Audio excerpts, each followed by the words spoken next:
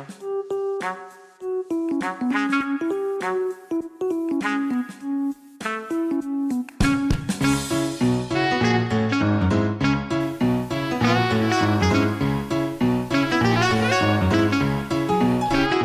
bienvenue dans ce nouvel épisode en direct de la faïencerie sur Bref de quartier. Je suis Alice. Je suis Anne. Je suis Julie. Je suis Nicolas. Je suis Guillaume. Je suis Francisco. Nous arrivons au dernier jour de la semaine du handicap organisée par la ville de Rennes. Cet après-midi, nous partons à la découverte d'un défilé de mode.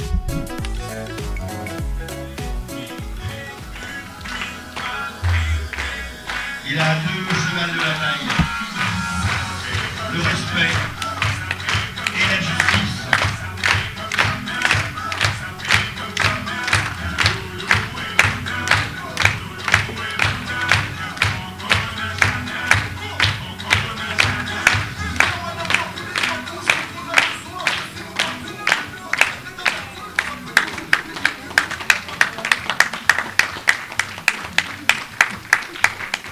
Maintenant, je vais accueillir Philippe.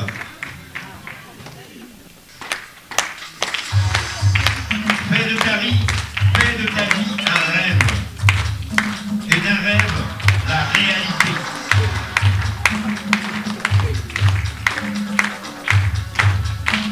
Philippe, il adore le soleil. Il est habillé sur le thème Saint-Tropez. Attention.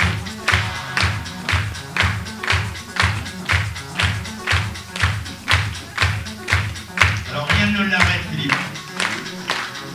La navigation sur un catamaran, le saut en parachute, le ski fauteuil, et tout ça en musique, bien sûr. Puisqu'il est compositeur. D'ailleurs, ce que vous entendez, c'est de sa composition.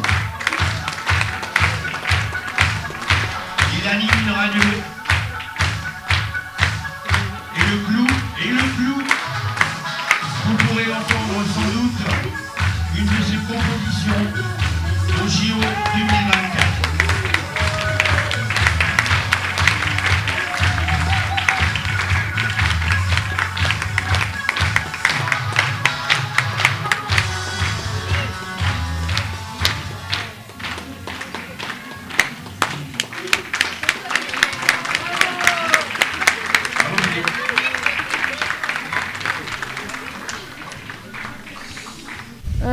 Bonjour, comment vous appelez-vous et quel est votre travail?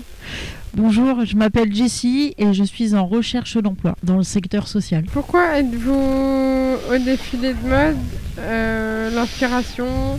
Le défilé s'inscrit dans le cadre de la semaine locale du handicap. Donc c'est un défilé qui est organisé par l'association Handicap Service 35. Et pourquoi j'y suis? C'est parce que l'association recherchait des volontaires pour participer à cet événement. À titre personnel, c'est un peu un défi pour moi-même. Voilà. Quoi, les costumes, les décors? Alors plus qu'un costume, je dirais une tenue. L'enjeu était aussi de démontrer que quand on était en situation de handicap, c'est pas parce qu'on a un corps qui est différent des autres qu'on peut pas s'apprêter, bien s'habiller. Et pour les décors, c'est pour avoir un petit côté chaleureux, cosy, convivial. Depuis combien de temps les costumes, la préparation, première? De mémoire, ça fait depuis fin mai que l'association se prépare à organiser cet événement. Fin mai, du coup, 2020. Bonjour madame. Bonjour. Je suis ravie de vous rencontrer pour la première fois. Je vous souhaite la bienvenue au Cadet de Bretagne. Pouvez-vous me dire votre nom? Ricon, Et quel âge avez-vous? 78 ans. Et de quelle ville vous venez? Peut-être de Rennes. Pourquoi êtes-vous venu au défilé de mode? Quel a été pour vous le but? Pour faire plaisir à Gaël qui m'a demandé, qui m'a sollicité. Pouvez-vous me dire combien de personnes défilent en ce moment au défilé de mode pour cet après-midi? Je crois que c'est 18. Il n'y a que des femmes, je suppose. Non, il y a des hommes aussi. Depuis combien de temps vous vous préparez pour... vous êtes en train de répéter depuis certainement 1 mois, 2 mois. Une semaine. Les costumes ont-ils été faits d'avance? Il y a dû avoir beaucoup d'heures peut-être pour préparer les costumes. Non, ce sont mes tenues ordinaires. Selon la saison, quelque chose de léger, quelque chose de gai. Une robe turquoise un petit peu, fleurie, puis robe d'été. Quel est votre prénom? Odile, Quel est votre âge? 74. Pourquoi êtes-vous au défilé de mode? J'ai été contactée par Gaël et j'avais envie de voir comment ça se passait et de lui faire plaisir. Alors c'était un pull que j'ai et un pantalon, et comme il brillait le pull, j'avais me dit ça va être bien pour le défilé. Comme il y a des paillettes, voilà. Il est Fifi Rock. Oui. Il fait une émission sur Radio Laser.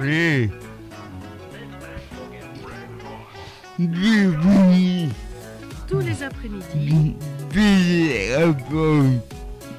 prépare, il enregistre. Et le lundi, l'émission. Tous les 15 jours.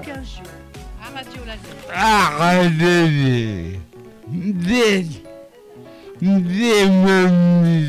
aime s'amuser. Tenue Saint-Trope. En tenue de Saint-Trope.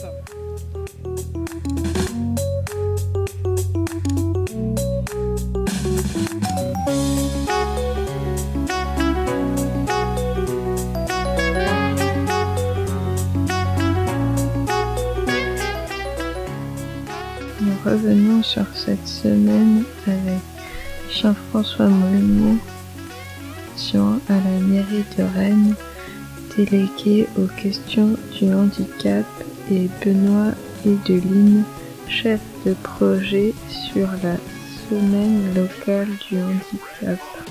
Bonjour monsieur. Bonjour. Bonjour. Jean-François Mounier, vous nous expliquiez le jour de l'ouverture de la semaine du handicap que vous menez les politiques d'accessibilité, par exemple celle des bâtiments gérés par la ville de Rennes et des différents commerces, mais aussi l'accessibilité au sport et à la culture en étroite collaboration avec différents interlocuteurs, notamment des associations pour cette 3e édition de la semaine du handicap. Vous avez choisi de travailler avec tous les acteurs prêts à participer à l'organisation de cette semaine en leur laissant carte blanche. Pouvez-vous nous rappeler quels étaient vos objectifs pour cette 3e édition de la semaine du handicap? Les objectifs, déjà, c'était que... Plus près, d'accord. Les objectifs de cette semaine locale du handicap, c'était que, déjà, que l'on parle du handicap sur la ville, et que l'on présente le handicap, pas seulement sous la forme de la contrainte, mais aussi de montrer que le handicap, ce sont avant tout des personnes à part entière qui ont une vie professionnelle, une vie sportive, une vie culturelle, une vie artistique, une vie citoyenne, une vie militante, une vie dans la ville, et montrer voilà, que le handicap, c'est aussi et d'abord des questions d'inclusion. Benoît Edeline, vous êtes le chef de projet sur la semaine locale du handicap. Comment organise-t-on une semaine aussi riche en événements? La réponse est toute simple, c'est qu'on a des chouettes partenaires en fait qui nous proposent plein d'actions pour cette semaine. Finalement, avec ma collègue Catherine Cloarec, on a juste attendu finalement d'avoir les propositions tout simplement qui nous ont été données, et ensuite on a coordonné toute cette semaine.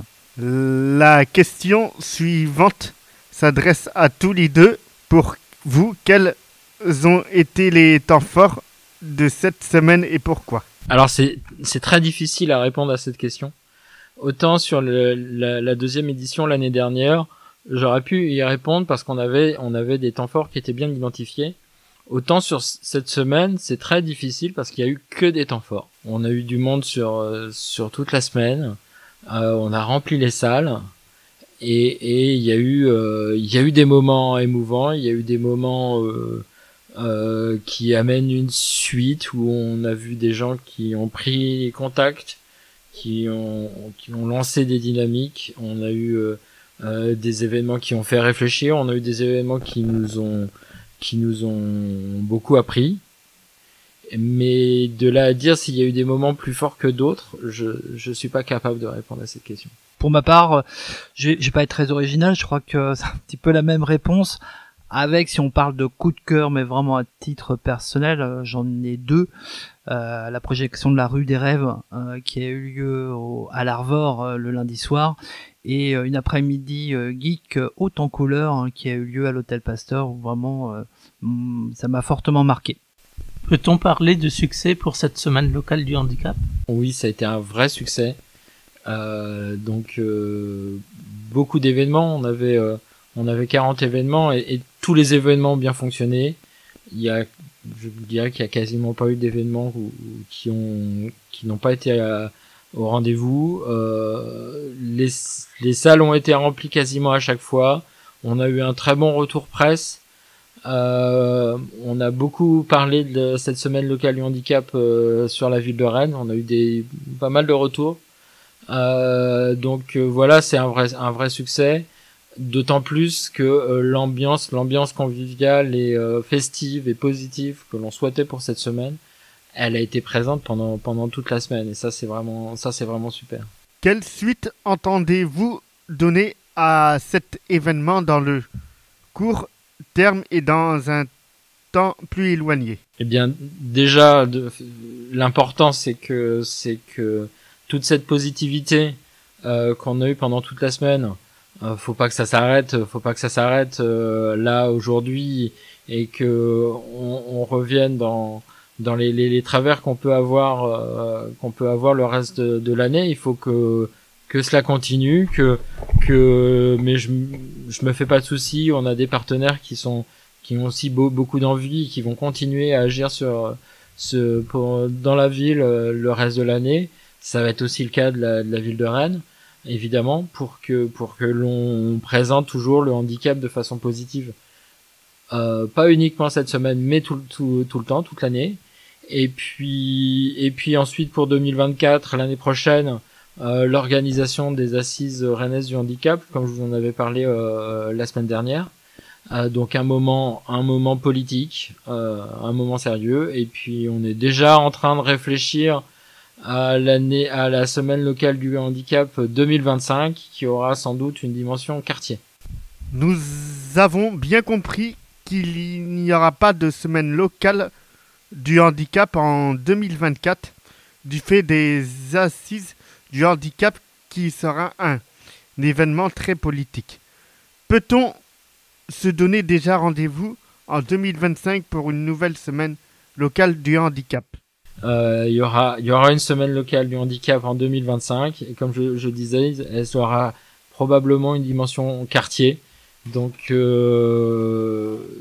oui, la faïencerie, les résidents de faïencerie, j'espère que vous répondrez présent à cette édition, parce que je sais qu'à la faïencerie vous avez vous faites un travail sous l'ouverture sur le quartier avec vos voisins vos voisins de quartier, et je pense qu'on a des choses très sympas à réaliser avec vous pour cette édition 2025, mais aussi pour les assises rennaises du handicap. C'est pas parce que c'est politique que vous n'y avez pas votre place. Je pense que ce sera important aussi. Un des objectifs, c'est vraiment de donner la parole à des gens qu'on n'a pas l'habitude d'entendre, et je pense que ce sera important que vous puissiez donner votre parole, que vous puissiez donner votre avis lors de cet événement qui est certes politique, mais qui est ouvert à tout le monde. Comment avez-vous vécu cette semaine locale du handicap en tant qu'organisateur? En tant qu'organisateur, c'est évidemment beaucoup de travail derrière, puisqu'on a commencé en janvier de cette année, avec déjà beaucoup de perspectives et de réflexions, bien sûr beaucoup de stress. Alors c'est pas forcément le terme, mais bien sûr d'attention et d'implication qu'on peut donner pour cette préparation. On veut que tout se passe bien, et finalement le déroulement de la semaine, c'est la récompense entre guillemets, avec vraiment de très très belles choses. Pas plus tard que cet après-midi, on était complètement dans une atmosphère conviviale, festive, qu'on voulait, et donc évoqué par Monsieur Monnier il y a quelques instants. Donc c'est comme ça qu'on organise, avec du temps, avec bien sûr des moments de préparation avec l'ensemble des partenaires, et la récompense qui arrive au bout. Si je peux compléter, ça a été une semaine très très dense. Donc 40 événements sur 8 jours. Si on fait la division, ça fait une moyenne de 5 événements par jour. Donc très très dense. Donc forcément une semaine qui a été assez fatigante, et Benoît comme Catherine méritent de pouvoir se reposer et être en forme après pour préparer les assises. Nous vous remercions pour votre engagement et nous vous disons à l'année prochaine pour les assises du handicap. À l'année prochaine. Merci à vous.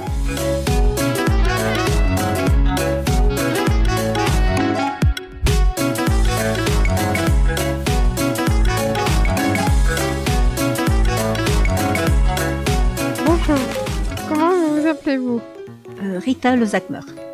Pourquoi avez-vous participé à ce défilé de mode?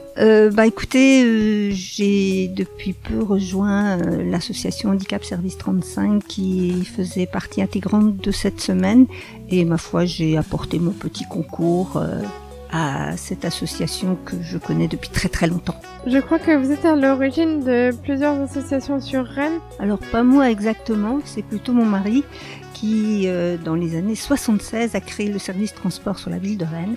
Et quand en 96, la ville a repris la direction de ce service adapté, il a, avec son association qui s'appelait STH, continué à promouvoir la mobilité des personnes handicapées et l'accompagnement.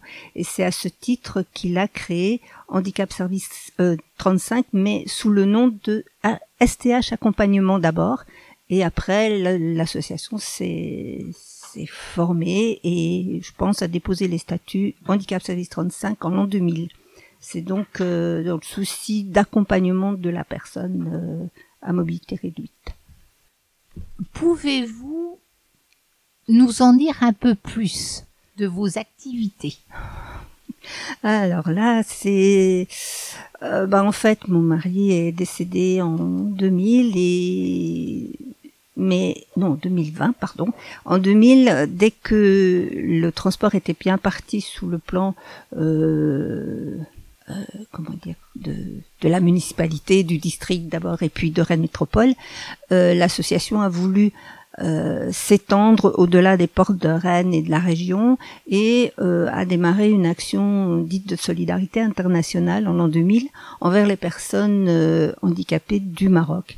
Et au début, on a amené du matériel, et après, on a continué à essayer de participer plus au développement, à apporter une aide au développement par un savoir-faire. Et on a donc créé sur place deux structures, une structure de transport adapté et une structure d'attribution personnalisée du matériel que nous récupérions ici et que l'on emmène là-bas. Mon mari étant décédé en 2020, l'équipe a voulu continuer. On essaye de continuer malgré le Covid, malgré tout. Voilà. Merci beaucoup, très intéressant. Cela nous donne un historique aperçu de l'origine de ces différentes associations. Merci à vous.